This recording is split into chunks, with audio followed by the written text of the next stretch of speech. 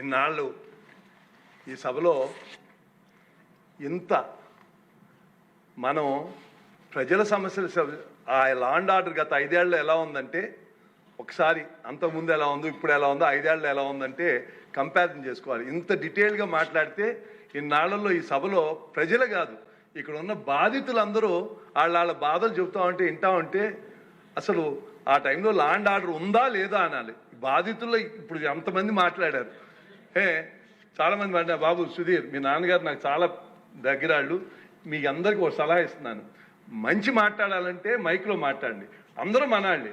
చెడు మాట్లాడాలంటే వెళ్ళి చెప్పండి, చెవులో చెప్పండి. దానికి మనం ఇది అలా, ఎందుకంటే ప్రభుత్వం మందే.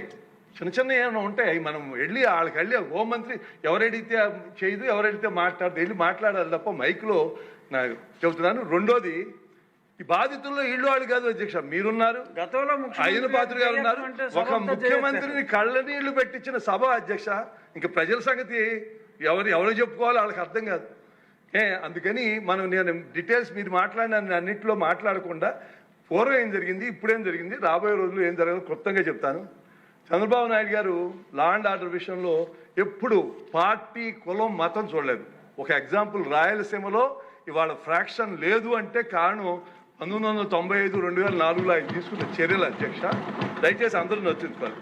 అలాగే జగన్మోహన్ రెడ్డి తప్పు చేసామని ఎంకరేజ్ చేస్తే సొంత ప్రజాప్రతినిధులు కూడా ఎక్కడైనా తప్పు జరిగితే పిలిచి, తప్పు మానవ సహజం, ఎవరైనా చేస్తారు, నేను తప్పులు చేసి ఉండొచ్చు, కానీ పిలిచి అలాంటి తప్పు ఇంకోసారి జరగకోకుండా ఆయన చర్యలు తీసుకున్నారు. అది ప్రజా విధానంలో ఉండాల్సిన విధానం. జగన్మోహన్ రెడ్డి గారు ఒకసారి ఏం జరిగింది చూద్దాం. బీహార్ని కన్నా ఎక్కువ ఆంధ్రప్రదేశ్ మీడియాలో వస్తామంటే ఎంత బాధ అనిపించేది. పాలిటిక్స్ని క్రిమినలైజ్ చేశారు అధ్యక్ష. ఇన్వెస్టర్స్ పారిపోయారు. సింగపూర్ లాంటి, అంటే నిజాయితీకి కరప్షన్ లేని దేశం, first number 1 in the world, అట్లాంటి దేశం వాళ్ళు పారిపోయి మళ్ళీ రామన్నారు. మళ్ళీ వెళ్ళి బతిమాలుకోవాల్సి వస్తుంది. అలాగే క్రిమినల్ వ్యవస్థని క్రియేట్ చేసిన కొత్త పందాలు. ఆఫీస్ నుంచి స్లిప్ పంపి పలానా ఎమ్మెల్యే పలానా వాళ్ళని ఇలా మాట్లాడాలి, అదే మాట్లాడాలి. కొందరిని అడిగాను, ఏంటమ్మా ఈ భాష ఏంటి, మీరు ఇలా మాట్లాడతాం, పైనుంచి స్లిప్ వస్తే మేమేం చేయాలన్నారు. చంద్రబాబు నాయుడు గారిని సేమ్ క్యాస్ట్, ఇవాళ మనం ఎమ్మెల్యేలను చెప్పుకోవాలంటే సిగ్గుపడే విధంగా వాళ్ళు మాట్లాడారు. వింటా అంటే జుగు, అసలు అసహ్యం వేసేది మనకి. వీళ్ళ ఎమ్మెల్యేలు సేమ్ క్యాస్ట్తో మాట్లాడిచ్చారు. అలాగే బయట హౌస్లో కూడా ఆయన ఇంటి మీద దాడికి వెళ్తే అది ఒక మంచి పని చేసినట్టు మంత్రి పదవి ఇచ్చారు. ఇదిగో ప్రసాద్ గారు, మీరు అదృష్టవంతులు, ఆ మంత్రి పదవిలో లేరు. వెళ్ళి దాడి చేసిన వాళ్ళకి ఆయన ముఖ్యమంత్రిగా మాచర్లు వెళ్తానంటే గేటుకి తాళాలు కట్టేశారు. అలాగే అమరావతి వెళ్ళిన వాళ్ళ, అరే డీజీపీ ఆఫీస్ పక్కనే ఉన్న టీడీపీ ఆఫీస్ మీదకి పట్టాభేదో అన్నాడిని ఎమోషనల్గా అప్సెట్ అయ్యి వెళ్తారు. వెళ్తే అపోజిషన్ పార్టీ ఆఫీసుని అలా ర్యాన్సమ్ చేస్తారా, అలా చేశారు. ఇంకా చంద్రబాబు నాయుడు గారు అరెస్ట్ మీకు తెలుసు. ఎంత ప్లాన్గా లండన్లో ఉండి అదేదో ఆయనకి సంబంధం లేనట్టు అదేదో బీజేపీ మీద తొయ్యాలని చూశారు. అలాగే పవన్ కళ్యాణ్ గారి విషయంలో అలాగే సేమ్ సామాజిక వర్గంతో తిట్టిస్తాం. వైజాగ్ వెళ్తే హోటల్లో పెడతాం. అలాగే చంద్రబాబు నాయుడు గారు అరెస్ట్ అయితే రానివ్వకోకుండా ఆఖరికి ఆయన రోడ్డు మీద పడుకోవాల్సి వచ్చింది. ఇంకా అసలు చేసేదే చేస్తాం కరెక్టా కాదా అని ఒక పోస్టర్లో దేశం అంతా అతికిచ్చారు అధ్యక్ష. దాంట్లో ఏంటి, చంద్రబాబు నాయుడు గారు, లోకేష్ గారు పల్లకి మీద కూర్చుంటే పవన్ కళ్యాణ్ గారు స్థాయి నాయకుడు మోస్తున్నట్టు, ప్రజలు వెళ్ళకుండా జగన్మోహన్ రెడ్డి గారు అడ్డుకుంటున్నట్టు పోస్టర్లు తీసి కొన్ని వేలు దేశం అంతా అతికిచ్చారు. అంటే చెడు ఎంత చేస్తారు. ఇవాళ తాను జగన్మోహన్ రెడ్డి గారి ఒక ఎగోకి ఆయన విధానం ఒకసారి చెప్తే మీకు అర్థం అవుతుంది. ఆయన మెంటాలిటీ ఎంత సాడిస్టిక్ మెంటాలిటీ ఒకసారి అర్థం అవుతుంది.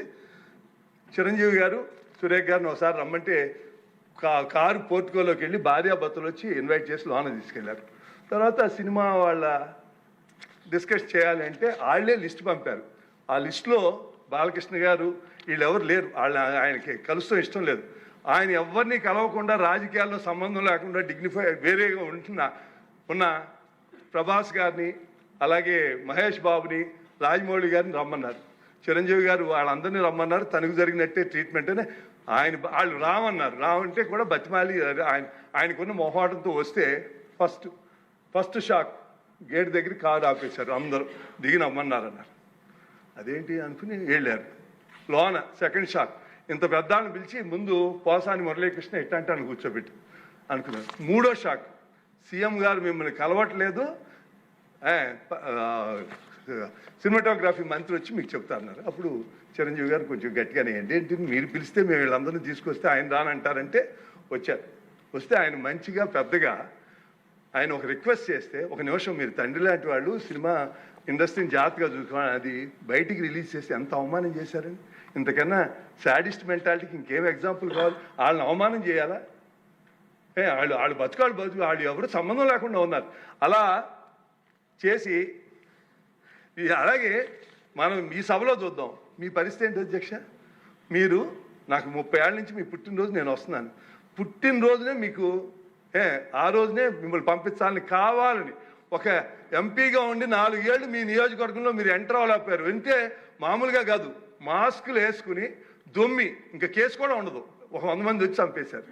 మీరు వెళ్ళలేని పరిస్థితి. 4 ఏళ్ళు వెళ్ళగలిగారా?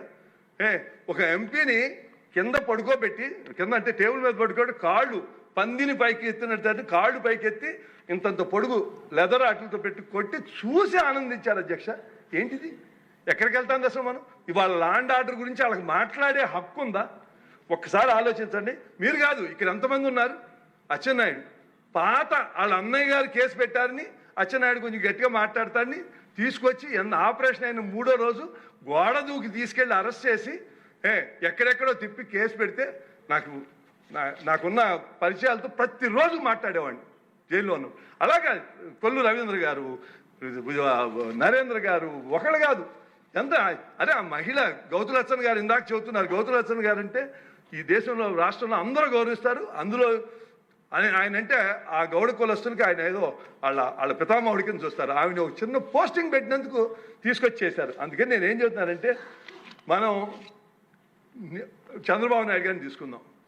ప్రజలందరికీ తెలుసు సార్, జగన్మోహన్ రెడ్డి ఆ లిక్కర్ స్కామ్లో ఉన్నాడు, 3,500 కోట్లు ఆయనకే వెళ్ళిందని అందరూ తెలుసు.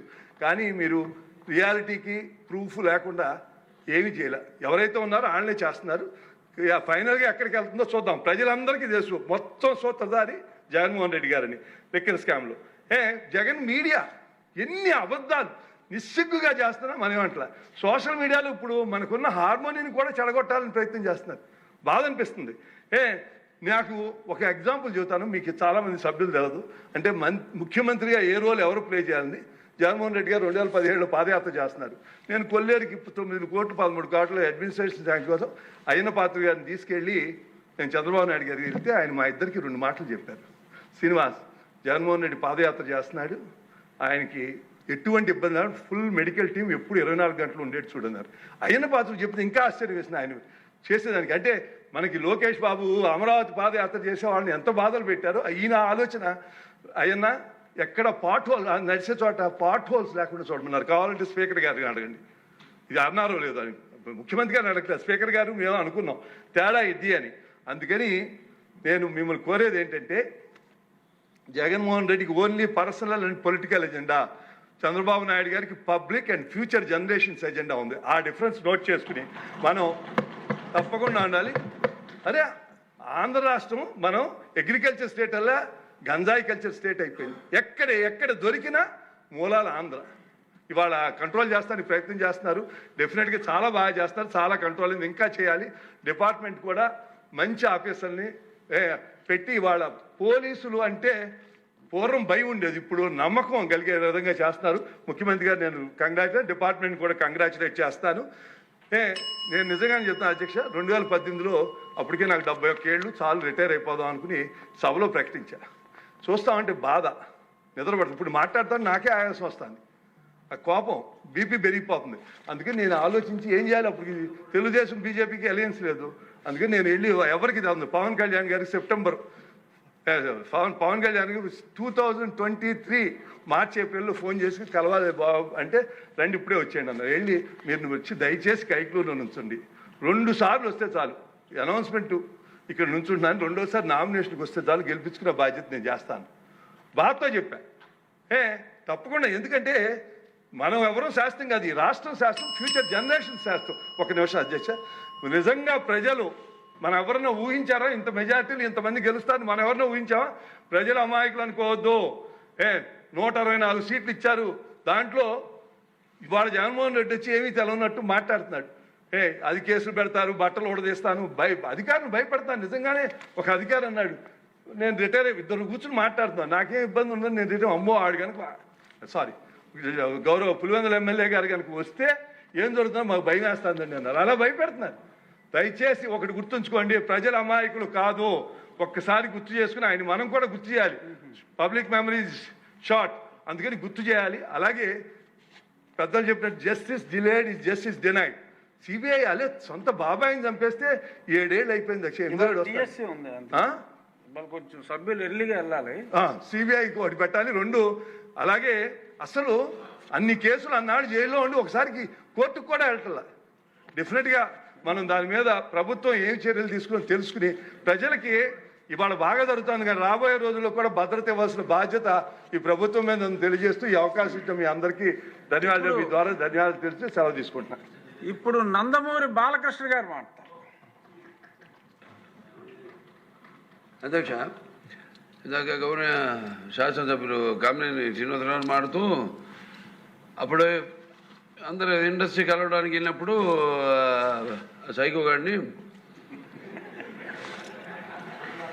చిరంజీవి గారు గట్టిగా అడిగితే అప్పుడు ఈయన వచ్చాడంది అబద్ధం. గట్టిగా ఎవడు అడగలేదు అక్కడ. అది మీరు అన్నారు ఇందాక, ఏదో గట్టిగా అడిగితే ఈయన వచ్చాడు మళ్ళీ కలవడానికి, లేకపోతే ఏదో సినిమాటోగ్రఫీ మినిస్టర్ కలవమన్నారు అని. ఏంటంటే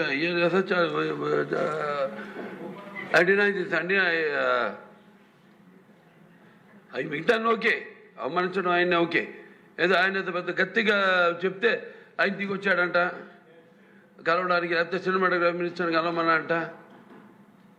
మనం కూడా నాకు ఇన్విటేషన్ వచ్చింది ఇక్కడ ఫిల్మ్ డెవలప్మెంట్ ఒక లిస్ట్ తయారు చేయమని. నాది 9వ పేరు వేశారు. అది ఎవరో ఈయన నేను అడిగాను కూడా, దుర్గేష్ గారిని కూడా అడిగాను, గౌరవ సినిమాటోగ్రఫీ మంత్రివర్యులు కూడా అడిగాను, ఎవడో అడిగేసిందని. The respect a human being, even be opposition or us. 9వ పేరు వేశారు. ఇదే అదేదో గట్టిగా ఎవడు అడిగాడు, గట్టిగా అడిగితే పంపించారు లోపలికి, వచ్చాడు ఈడు కలవడానికి. Sorry, I want to clarify this. No, very good, sir. Nonsense. గౌరవనీయ